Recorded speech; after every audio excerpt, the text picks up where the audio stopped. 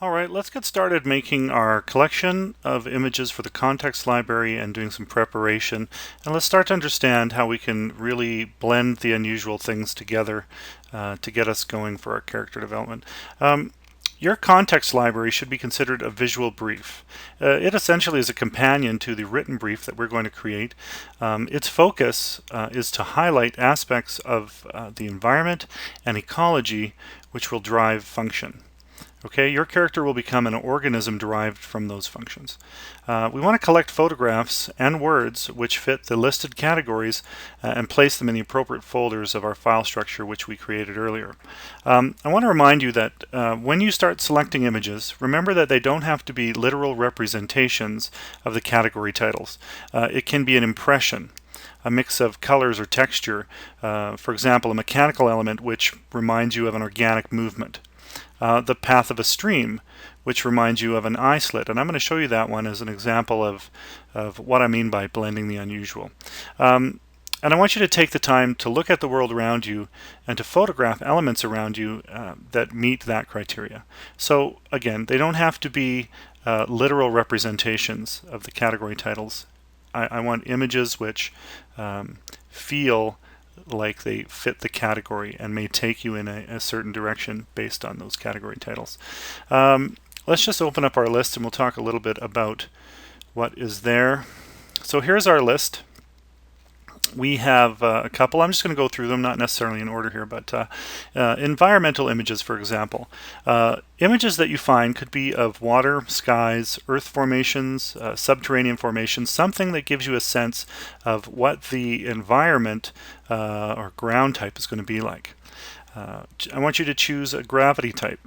An example of that would be a standard gravity type of where we live today, something crushing like a deep sea environment where it's hard to move, a hopping environment similar to the moon, so that gravity type that lets you move a little further, hop a little higher, that kind of thing. The other stuff I'd like you to look at is deciding on whether your character is going to be predator or prey. Now you don't need to make that a distinction initially as we begin, but I'd like you to collect elements which suggest both, and as we get into creating our character, we're going to develop it from these suggested elements. So predator prey could be mixed skeletal images which depict advantages or weaknesses in nature, such as claws or the ability to camouflage, some kind of flexibility element that one like a prey or a predator may have. It could be claws or eyes or something like that that depict advantages specifically or weaknesses specifically based on a choice of predator or prey. Let's also look at brain or beast, this BB tech. Collect examples of earthly tools or technology which suggest a level of intelligence. So something that might suggest that your character is a stonecutter or is a high-tech person with computer technology. Where is it in its advancement? And that kind of choice initially is going to start driving not only what your character looks like, but its ability to interact with its environment. And choices come from this decision. Just like all the choices that we're going to make come from these base decisions in the context library. Now, they're not directly related to a specific type of technology, but they are images which suggest the level that your character is at. Let's also talk about ecology in general. So food sources, elements in nature that may be poisonous to this character, something they might use in medicine or a medicinal element, the types of building materials that it may use from its ecology. How does find images which are related in some way to setting a scene of the world it lives in. Thoughts and words. This is a tough one. It's an interesting one, but I think you'll find it fun. Thoughts, words, and sounds can create a form. Now, I call it the weirding way. We're not going to be using these ones to burst organs or crush people, but we are going to use them to generate images in our minds, and they're powerful. Words have meaning, and they instantly, when said or read, create a volume, an image in your mind, and that's what we want these selection of words to do. So I want you to collect pairs of words that suggest a visual form or a body part and group them together in a short list. You can fill an 8.5 by 11 page, but they'd be things like, fat back or hook toe or blockhead, something that instantly suggests an attribute to a character. And you know what? Let's cancel this. Let's start a new page. And we'll just go through this as an example. We'll just go to our text page. We're at a decent point value. And let's just start typing here. So we've got, what did I say? I said, say blockhead, hook toe, fat back. Here's one. Narcotic nipple. That's the name of my next band. Let's try that. What else do we have here? We have split back.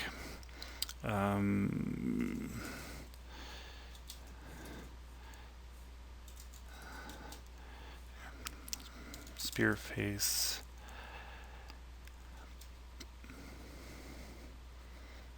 Blade leg.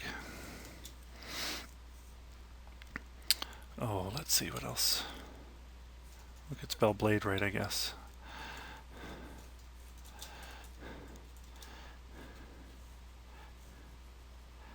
Here's one that brings images to mind right away. Fork tongue.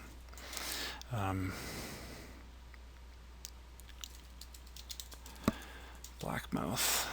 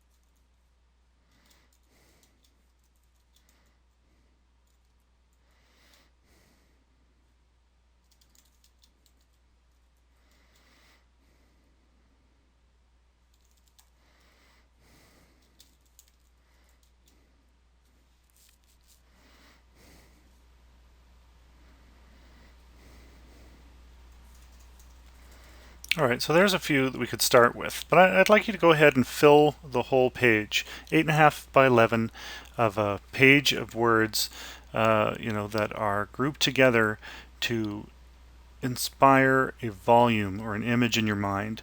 And I mean, narcotic nipple. I don't even know what that is, but I'm going to think on that one because we may incorporate it into this character. But this is the idea. You create words and forms which suggest an image in your mind, and these are powerful ways to propel a concept forward as part of our life-forming process.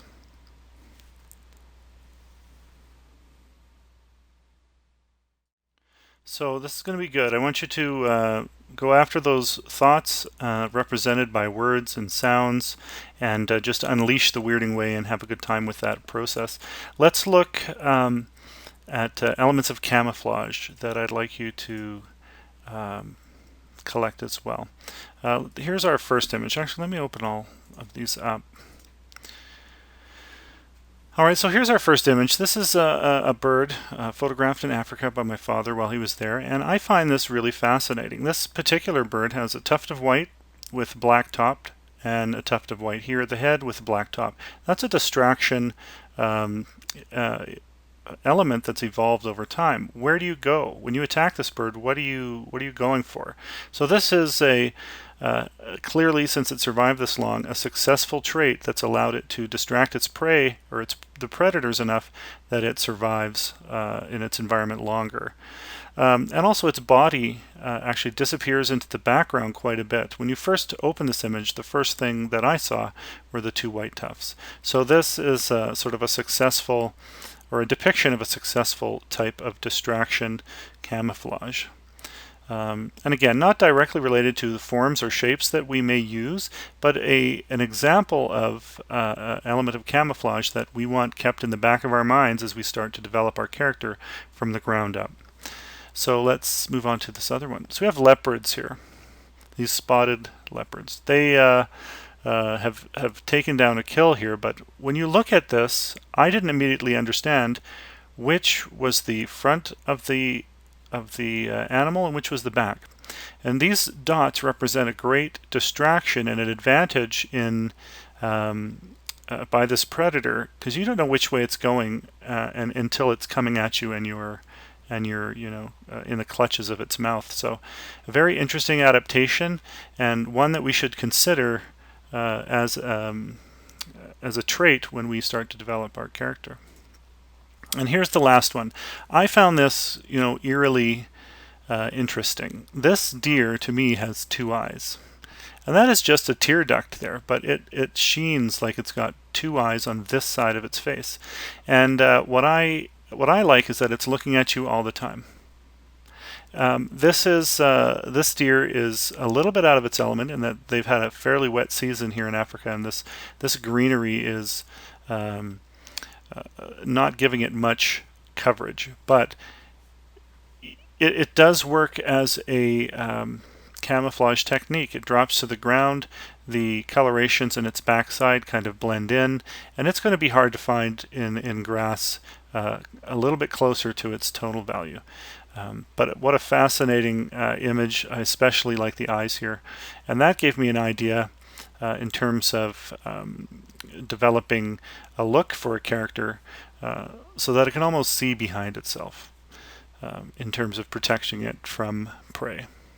Alright, so as you're developing images which depict elements of camouflage, again, it can be direct animal reference like this, but it doesn't necessarily have to be based on animals. If you find a pattern that you like, or a shape change suggested by a slinky even, that looks interesting, that will allow our characters to fit into its environment based on the ecology images which you've selected, then I want you to go ahead and put them in this folder.